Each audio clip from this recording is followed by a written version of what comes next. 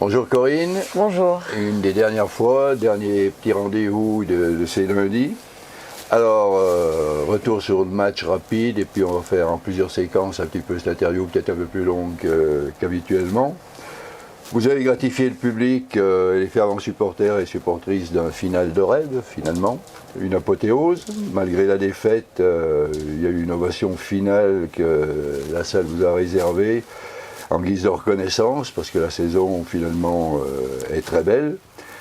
Et avec un 5 de départ inédit et tous les problèmes rencontrés, tu as réussi à présenter un spectacle de haute qualité. Disons, moi je savais pertinemment que ça allait être notre dernier match. J'espérais ne pas jouer Toulouse. Ne pas jouer le premier parce que c'est une équipe qui joue très très bien au basket et qui à mon avis j'espère montera en ligue parce qu'elle le mérite. Bon, on est tombé sur Toulouse, du coup on n'avait rien à gagner, mais rien à perdre surtout. Donc on a fait ce match à Toulouse samedi dernier où on a perdu de 18 points mais on les a quand même embêtés parce que chez elles on est revenu à 6 points à un moment donné. Donc ça voulait dire qu'on était dans ce qu'on voulait faire. Malheureusement, sur ce match-là, je perds Aurélie dans les 5 dernières minutes qui se fait une luxation de l'épaule. Et alors là, c'est le pompon, quoi. Je veux dire, comment on va faire pour jouer dans une semaine où j'ai plus ma meneuse titulaire. Sarah ne donne pas ce que je veux. Donc du coup, j'ai dit, mais comment je vais faire, quoi.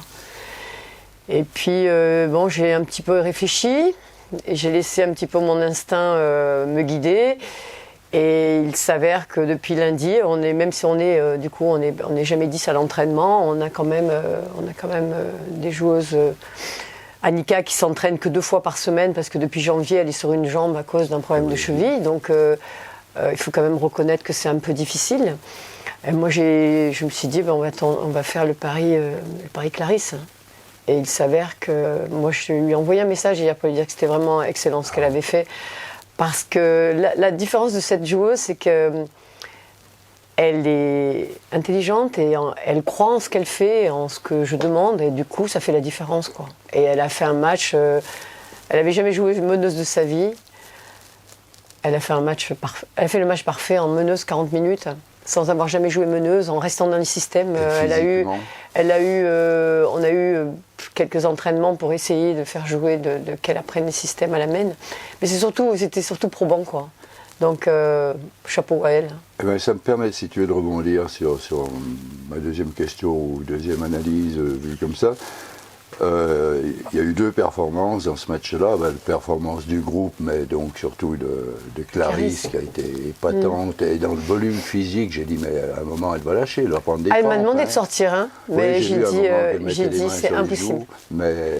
Et du coup, j'ai dit, tu seras fatigué après le match, on a le droit d'être fatigué après le match. J'ai dit, sur 2 ou 3 actions, tu fais un peu moins, mais c'est pas possible.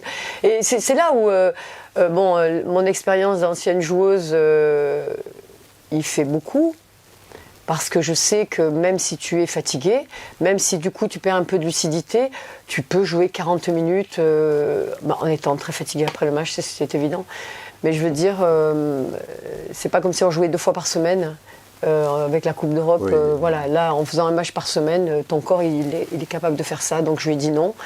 Je lui ai dit maintenant tu te reconcentes. Et du coup elle m'a écoutée, elle est repartie comme si elle était en début de match. Et c'est là où tu t'aperçois que l'état d'esprit et le mental, quel que soit le niveau où tu joues, quel que soit ce que tu veux faire, y est pour beaucoup. Oui, vraiment. Alors au niveau des performances, c'était la première performance, j'avais remarqué, mais la deuxième performance quand même, justement, c'est la performance de la coach. En une semaine, justement, trouver ce pari-là, réussir à remettre les troupes dans un chemin complètement différent, et face à une grosse cylindrée, parce que Toulouse, bravo pour leur basket, réussir ce que vous avez fait, c'est-à-dire limite créer même l'exploit à la sortie. 30 secondes de la fin, on est encore en moins 6. Moi j'avais plusieurs objectifs sur ce match-là, et je vais les dire parce que comme ça, moi je voulais faire jouer Jade. Je m'étais entretenue avec elle, elle avait fait quelques séquences de mi-terrain avec nous. Moi, mon objectif, c'était vraiment de dire, on joue le match et dans les quelques dernières minutes, c'était pour boucler la boucle avec elle, parce que c'est vraiment quelqu'un, c'est vraiment quelqu'un qui, le fait qu'elle ait dû s'arrêter pour ça, ça m'a vraiment touchée et marquée. J'en avais discuté avec sa maman et elle était d'accord pour qu'elle joue. Et bon, il s'avère qu'à 30 secondes de la fin, on est encore à moins 6 et c'est vrai qu'on aurait pu créer l'exploit. Bon, après, pour en revenir par rapport à ce que tu dis, je te dis, il est évident que par rapport à mon 5 de base, mon 5 majeur du début de saison, j'ai 0 joueuse pratiquement, puisque Annika joue sur une jambe et que c'est pas la même joueuse. Chacune, Maëlys jouait 3 et jusqu'alors elle était remplaçante d'Annika en poste 4, donc là elle a joué 40 minutes 3. J'ai pas Aurélie. Et Clarisse était quelquefois 5e, quelquefois dans le 5, mais c'était pas forcément une titulaire à part entière. Donc, et puis on en revient sur. Il faut quand même reconnaître que le fait d'avoir perdu Jay sur la moitié des matchs, tous les matchs retour, ça veut dire qu'elle a joué que 13 matchs avec nous, donc elle nous a manqué 12 matchs. C'est quelqu'un qui nous donnait 25 points et 10 rebonds. Et même si on l'a remplacée par Shenika, qui a fait ce qu'elle a pu, et je l'en remercie, c'est pas le même basket, quoi. Oui, oui, donc il a fallu trouver, et moi je dis, on a été chercher ça, on a été chercher par rapport à ce que je demandais, et encore une fois, c'est aller chercher quelque chose. Moi j'ai dit, le résultat n'est pas important, c'est surtout la manière. Hein. Parce qu'on avait raté notre dernier match à Nantes en mettant, alors vraiment là, rien du tout dedans. Et on a fait vidéo à 8h du matin quand même, hein, parce que ça ne voulait rien dire. Hein. Ah oui. Et du coup, moi je dis, on a le droit de ne pas gagner ces matchs, mais on n'a pas le droit de mal jouer. On n'a pas le droit, on a une image à montrer, on a un statut à montrer, quelles que soient les joueuses qui sont sur le terrain. Et notre basket étant assez collectif, il fallait qu'on retrouve un petit peu de valeur par rapport à ça. Et là, c'est vrai que le ballon, il a bougé. On a mis de l'agressivité, on a mis de l'adresse du coup, et on est battu sur les 10 sur 21 à 3 points de Toulouse. Hein. Oui. Et c'est là où on manque un petit peu d'expérience quand tu as une Isabelle Strunk qui est vraiment une joueuse assez exceptionnelle. On n'arrive pas à la fermer. Et moi, je joue à ce moment-là, mais jamais elle tire à 3 points. Ça veut dire il faut être sur elle et l'obliger à dribbler plutôt que de la laisser tirer à 3 points. Même si on était beaucoup en aide, parce que c'était l'objectif. Ah oui, la différence.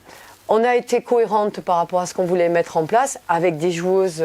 Mais bon, c'est la beauté du basket. Hein. Et moi, c'est la beauté du travail qu'on fait toute la semaine. Et moi, j'ai pris un plaisir énorme avec cette équipe. Hein. Vraiment. Oui, c'est ce que tu dis à chaque fois. Ah ouais, vraiment. Et je pense que le public et tout le monde vraiment. Aussi. C'est humainement, je pense que c'est ma saison là. Et pourtant, ça fait maintenant, j'arrive sur mes 60 ans, donc ça fait maintenant très longtemps que j'entraîne.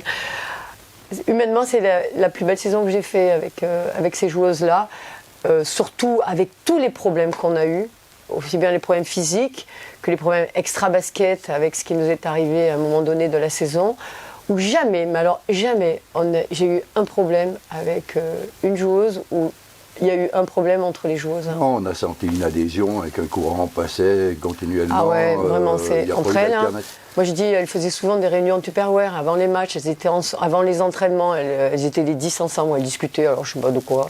Après les entraînements, pareil, les déplacements étaient vraiment... Ouais, c'était vraiment humainement. C'est pour ça que pour moi, la saison est aboutie. On va dire, basketement parlant, je pense qu'on aurait pu vraiment titiller la cinquième place. Mais il aurait fallu, même peut-être au-dessus, si on n'avait pas eu Jade et tout ce qui s'est passé, Jade, Jay, Annika, tout ça. On aurait pu peut-être aller plus haut. Maintenant, c'est pour ça qu'elle est réussie pour moi. Parce que, avec tout ce qui nous est arrivé, avoir réussi à se maintenir en Ligue 2, moi je dis chapeau aux filles. Hein, vraiment. Alors, c'est la fin de saison. Pour plagier Eddie Mitchell dans sa chanson La dernière séance, le rideau sur la saison est tombé. Oui. Quel est le ressenti de l'entraîneuse Corinne Benintendi dans ce cas-là? C'est comment on vit ce moment? Parce qu'il y a des émotions, il y a du soulagement, il y a des frissons, il y a des petits pincements au cœur de laisser un groupe qui a apprécié et qui a adhéré. La satisfaction du travail accompli, de l'amertume, de la frustration avec les coups du sort. On va dire... C'est un mélange de tout ça. Ouais. Alors le sentiment le plus fort, je te dis, c'est vraiment d'avoir accompli une belle saison par rapport à tous les problèmes qu'on a eus. Et la deuxième chose, c'est un petit peu... après les matchs, on parle souvent avec les supporters. Et c'est vrai que j'ai dit un truc, j'avais de la peine de quitter de quitter ces joueuses, même si on va continuer jusqu'à fin avril, hein, mais les étrangères, elles s'en vont jeudi. Donc moi, je tiens à remercier toutes les joueuses qui ont fait partie de cette équipe-là, parce que vraiment, c'était très agréable, aussi bien à s'entraîner qu'à faire les déplacements.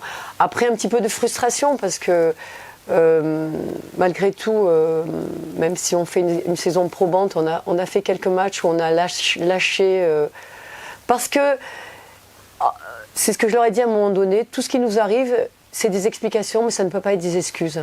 Ça veut dire, et c'est pour ça que contre Toulouse, on a pu bien jouer. C'est qu'à un moment donné, c'est pas parce que tu as des coups du sort qui arrivent une fois, deux fois, et c'est vrai que cette année c'était beaucoup, qu'on doit accepter cet état de fait et de dire, eh ben, attends, j'ai le droit de perdre parce qu'on n'est pas au complet, parce que si, parce que ça, parce qu'il n'y a pas de G, parce que G n'est pas là, parce que du coup on n'arrive plus à jouer. Et c'est pas ça le basket. Hein. Du coup, j'ai un petit peu eu un discours quelquefois un petit peu dur par rapport à ça, où elles ont compris.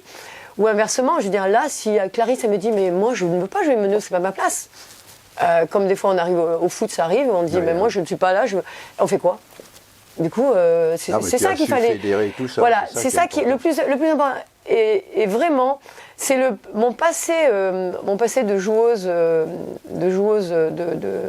haut niveau qui m'a permis de faire ça. Et aussi, la deuxième chose, le fait d'avoir eu des entraîneurs étrangers. Moi, j'ai eu beaucoup d'entraîneurs de l'Est, notamment Kapranov, qui a été un entraîneur. J'ai eu des Yougos, j'ai eu des Polonais, j'ai eu un Ukrainien. Mais ces gens, c'est des. Tactiquement, c'est que de la stratégie. Et du coup, ça m'a quand même vraiment forgé dans ma façon de voir les entraînements ou même le basket. Et ça me permet d'essayer de trouver des solutions. Alors, ça ne marche pas tout le temps, hein, parce que le basket, ça marche souvent, sauf que le basket reste un sport d'adresse. Par exemple, quand on va à Nantes et qu'on met 37 points et qu'on tire à 20%, on aurait pu jouer 24 heures, on aurait pu tout essayer, parce qu'on a à peu près tout essayé, ça n'aurait rien marché. Parce qu'à un moment donné, le basket reste quand même un sport d'adresse, où il y a un panier, il faut mettre dedans, et puis il faut empêcher les autres de mettre le ballon, point. Mais autour de ça, il y a des stratégies que tu peux essayer de mettre en place, il y a plein de choses qu'on doit essayer, et surtout, ne pas s'apitoyer. Oui, c'est ça. Ne pas s'apitoyer sur son sort parce qu'on a eu. Mais reconnaître aussi, moi je le redis, ce qui est arrivé à Jade, moi m'a marqué vraiment, parce que c'était une personne et du coup c'était une personne qui était amenée à faire du très haut niveau, vraiment qui avait les capacités, les possibilités, et du coup qui va être amenée à faire autre chose de sa vie, quoi. Alors une page se tourne, reste des souvenirs, on ouvre un nouveau chapitre, comme d'habitude, et il faut aller vite souvent cette saison. C'est la réalité sportive. Donc la première question qu'on pose inévitablement, mais j'ai la réponse, tu seras toujours à la manœuvre l'an prochain. On commence toujours par la coach, bien entendu, dans les idées d'avenir. Oui, oui. Moi je suis à Montbrison ad vitam aeternam, on va dire. Oui, tu as la nationalité forésienne maintenant. C'est ça, montbrisonnaise même. Ben, ça fait plaisir, je pense, à tout le monde. Alors, quelle amélioration au niveau de la structure du club, qui est très familiale et qui fonctionne professionnel et familialement en vue de l'extérieur. C'est un plaisir d'être baigné dans ce milieu-là, je vais dire. Est-ce que tu verrais des améliorations au niveau structure pour encore passer un cap? La première chose, à la base, on aurait dû jouer en septembre 2022 dans la nouvelle salle qui est en train de se rénover. Et donc c'est reporté en 2023. Donc en septembre 2023, donc c'est dommage par rapport à tout ça. Je veux dire, si on avait pu commencer la saison prochaine dans la nouvelle salle, ça aurait fait quand même un plus. Donc on va essayer de surfer sur l'année prochaine pour avoir de bons résultats, pour dire en septembre 2023, on jouera dans une très belle salle dédiée, dédiée au basket plus fortement. Maintenant, qu'est-ce qu'il faut amener de plus? Déjà, ça aurait été ça veut dire vraiment, structurellement, ça aurait été amener un plus par rapport à ça. Après, au niveau du club, garder ce côté familial. Après, vous savez, on fait du haut niveau en étant au niveau où on joue. Hein. On est très bien structuré, on a des kinés, on a un médecin sportif qui est sur Saint-Thé. On a la salle on fait ce qu'on veut par rapport à la salle. Non, sincèrement, je ne vois pas. La seule chose qu'il faudrait changer, c'est que. Alors, je ne sais pas s'il y a un chat noir dans la salle de Montbrison ou quoi. Il faudrait qu'on arrive à avoir une saison, que ce soit limpide, ça veut dire sans plus ou moins de grosses blessures, parce que ça fait quand même. Et puis sans coup du sort, voilà, qu'on ait une équipe homogène, équilibrée. Et qu'on puisse continuer à faire un vrai basket. Moi, le seul objectif que j'ai, c'est toujours essayer de faire plaisir aux supporters et que les gens se reconnaissent dans ce que l'on fait en prenant du plaisir. Alors, par rapport à cette équipe structurée, est-ce que tu peux nous en dire un peu plus sur l'avenir, sur les orientations, le profil de cette future équipe? Oui, alors en gros, sans donner forcément les noms, puisqu'on fera peut-être Oui. On va garder, on a déjà vu les joueuses, ça fait un petit moment maintenant. On va garder 5 joueuses de l'équipe que l'on a, plus Jade, qui souhaite rester avec nous, qui s'oriente dans un contrat d'apprentissage pour commencer la formation d'entraîneur. Donc ça, c'est vraiment ce qui montre vraiment la qualité quand même du club. Hein. Je veux dire, aussi bien de la garder qu'elle veuille rester. Donc on aura 5 joueuses, ce qui est important parce que généralement, on arrive toujours à en garder 2, 3. Et là, on garde 5, ça veut dire qu'on garde quand même notre base. Et un état d'esprit à essayer de... Notre base qui est, notre base, si les gens arrivent à voir quelle peut être notre base, c'est facile à trouver, à mon avis. Et puis voilà. Et puis du coup, recruter... Dans les touches éventuelles de joueuses, donc, il y a des touches précises qui... Oui, on a bien avancé. On a bien avancé. Bon, même si on attend... oui, on a bien avancé. Voilà. Donc on en dira un petit peu plus bientôt. Bon, bien, on garde ça. Alors maintenant, c'est un peu une devinette, parce que bon, on parle beaucoup de l'équipe, on parle beaucoup de tout. C'est une devinette ou un portrait, mais je pense que, voilà. Si je te dis une pile électrique à haut voltage, de l'énergie, un perpétuel enthousiasme transmis à ses troupes, une frêle silhouette sportive toujours élégante, animée d'une rage de vaincre et toujours à la recherche, et surtout à la découverte de solutions les plus adaptées à ses joueuses, une main de fer dans un gant de velours, un souci permanent de faire progresser les individualités pour les mettre au service de son collectif, de la rigueur, technicienne hors pair, toutes les qualités d'un très grand coach, d'une très grande coach. Est-ce que cette description d'une coach s'appelant Corinne Benintendi te convient? C'est toujours difficile. Bon, c'est un beau portrait que toi tu me fais. C'est toujours difficile de dire, de se mettre. Déjà, moi, je suis pas quelqu'un qui me met en avant. Je fais pas ça par rapport à ça parce justement, que, ouais. J'en profite pour le faire parce que je pense que durant la saison, il y a des avatars. On en prend plein les dents parce que le résultat n'est pas escompté et tout. Quand ça réussit, on a une statue dans la salle, je veux dire, ça, on connaît hein, le travail de coach et tout. C'est peut-être bien aussi, quelquefois, et dans le bilan, de mettre en avant le boulot du coach et de la coach. Oui, mais alors, sincèrement, chacun est libre de penser ce qu'il veut. Tout le temps, que ce soit en bien, en pas bien, je veux dire, chacun, moi je fais pas ça pour faire plaisir aux gens, je fais ça parce que c'est ma passion, et parce que je pense que je suis née pour ça, à mon avis, c'était mon chemin de vie, amener, faire progresser les gens, donner du plaisir, faire progresser les gens, je pense. Et ça réussit, la preuve, quand on voit un 5 inédit avec des joueuses des seconds couteaux de début de saison. C'est pas des seconds couteaux, c'est plutôt des gens qui jouaient pas à leur place. Hein. Voilà, qui étaient. Qui jouaient pas forcément. Jongler pour leur donner leur bonne place, donc c'est ça la progression aussi. Oui, bah alors, du coup, oui, c'était. Merci. Non, mais je pense que quelquefois il faut le dire, au même titre qu'en fin de saison, il faut faire le bilan en disant qu'au niveau dirigeant, on peut que leur adresser les félicitations, de garder cet état d'esprit, d'être dans cette famille-là. Oui, nous, les après-matchs, les déplacements, il faudrait faire les déplacements avec nous. Nous, on fait les déplacements. Oui, on sent que c'est jovial. On change les chauffeurs qui nous conduisent tout le temps, mais on prend un plaisir. Et c'est ça qui fait la force de cette équipe du club de Montbrison. C'est qu'on a gardé un côté très familial où vraiment, après les matchs, là, jusqu'à 2h du matin, on est tous ensemble à chanter, à boire du champagne. Mais dès qu'on y a le basket, il faut qu'on garde cette quête de haut niveau. Et ce besoin de bien jouer, parce que c'est important, on a une identité, on a quelque chose à véhiculer qui est important pour moi. Quel que soit, hein, moi j'ai entraîné en National 3, j'avais le même objectif. Je leur disais, on fait du haut niveau où on joue. Et là, c'est toujours pareil. Et du coup, c'est important. Après, moi, je me sers des matchs que je vois. Je regardais le match de Bourges en Eurocoupe. J'ai regardé ça. Mais moi, quand je vois Bourges qu'il fait contre les autres équipes, c'est là où je dis aux filles, mais c'est ça le basket. Ou quand je vois Chopron en Euroleague qui a été capable de battre Fenerbahçe chez elle.